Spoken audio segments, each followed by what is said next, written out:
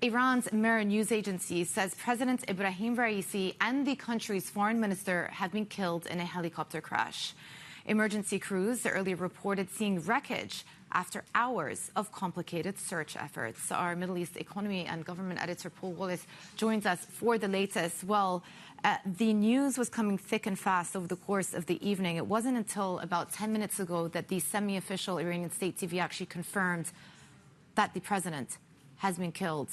This is a huge moment, but just describe to us what we know and how this news came about. Hi, Jumana. Well, this crash happened at around midday yesterday in a mountainous area of the northwest of the country when Raisi and other officials, including Foreign Minister Hossein Amir-Abdollahian, were coming back from the border with Azerbaijan.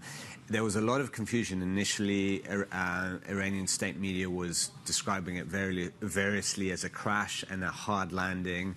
It became clear that it was, in fact, a crash and things were not looking good late last night. It was very difficult for the rescue teams. As I said, this was a mountainous area. The weather was not good. There was a lot of fog. The crash site was located sometime early this morning.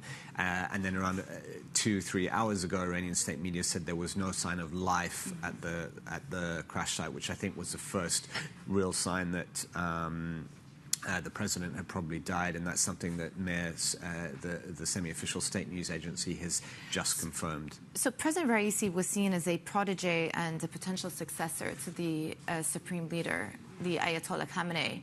What happens next?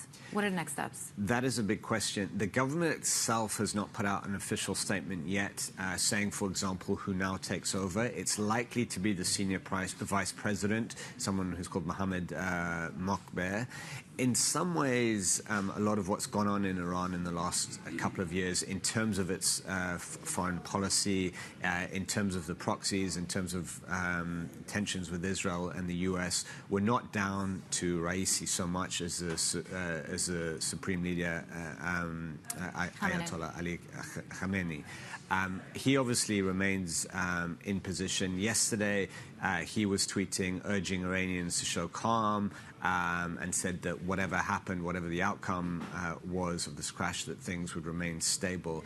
It's likely that there will have to be an election within about 50 days. Most analysts don't think that Mokhber, the vice president, will remain in that position beyond those elections, that it will be someone else. We'll have to see who, and obviously people will be watching very closely to see if the front runners that emerge in the election are also ultra-conservative clerics like Raisi was. Who has spearheaded many of those projects in the last couple of years and is seen as one of the more hawkish and hard-leaning presidents that have come out of the Iranian regime in the last decade. So exactly. Something that we need to watch out for.